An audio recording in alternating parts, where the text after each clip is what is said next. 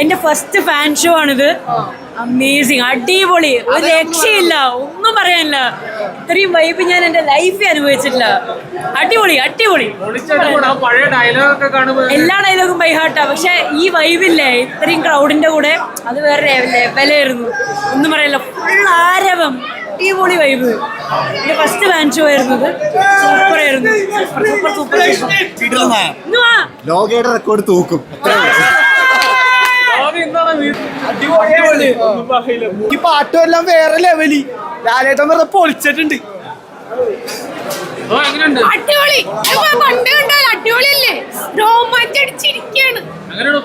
അത് അവിടെ ആഘോഷാണ്. പാട്ടിട്ടപ്പോ ഇതൊരു ആഘോഷാണ്. ആ ഒരു ഇൻട്രോ ഉണ്ടായിരുന്നു, ഫസ്റ്റ് സീൻ ഉണ്ട്, അത് അടിപൊളിയായിട്ടുണ്ട്. എല്ലാം അടിപൊളിയല്ലേ, എല്ലാം.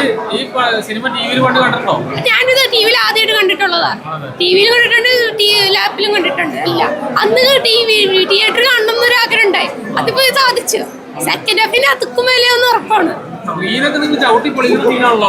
അതവിടെ പൊട്ടിച്ചിട്ടുണ്ട്, എല്ലാം അടിപൊളിയായിട്ട് ചെയ്തിട്ടുണ്ട്.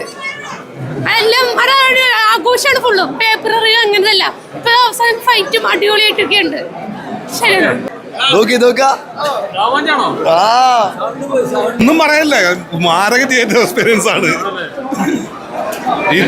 ഇതേ സിനിമ അന്ന് റിലീസിന് തിയേറ്ററിൽ തന്നെ കണ്ടത്.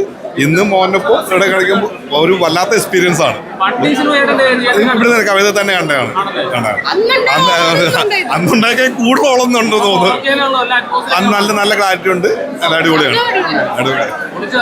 ഓടി ചേർത്തു. ഏതാണ് അങ്ങനത്തെ ഡയലോഗുകള്, കുറച്ച് ഫാസ്റ്റ് ആയിട്ടുള്ള സാധനങ്ങള്, മാസ് ഇതൊക്കെ വളരെ കുറവായിരുന്നു ഇപ്പൊ വരുന്ന സിനിമകൾ. ശരി, എക്സ്പീരിയൻസ് ആയിരുന്നു, നല്ലൊരു എക്സ്പീരിയൻസ് ആയിരുന്നു.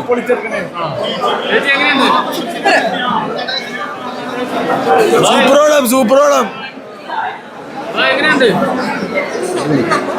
പറയാനില്ല, അടിപൊളിയാണ്. ഒന്നും പറയാനില്ല, ഒരു രക്ഷയില്ല. അടിപൊളി, തകർത്ത്. പഴയ അടിപൊളി. പക്ഷേ നമ്മുടെ മമ്മൂക്ക ഒരു കംബാക്ക് നടത്താൻ വേണ്ടി വെയിറ്റ് ചെയ്യണം. മമ്മൂക്ക തിരിച്ചു വരും, അതിനുവേണ്ടിയാ വെയിറ്റ് ചെയ്യണം. പക്ഷേ എന്താണ് കേട്ടില്ല. ഒരു ബിഗ് തന്നെ ഉണ്ട്, അപ്പ കാണിച്ചു തരാം. നമുക്ക് ബിഗ് എംസുട്ട് കളിയില്ല. നമ്മുടെ മമ്മൂക്കായാലും മോഹൻലാൽ സാറായാലും അടിപൊളിയാണ്. അവർ രണ്ടുപേരും ഒരുമിച്ച് വേണം, എന്നാലേ ഓണാവുള്ളൂ.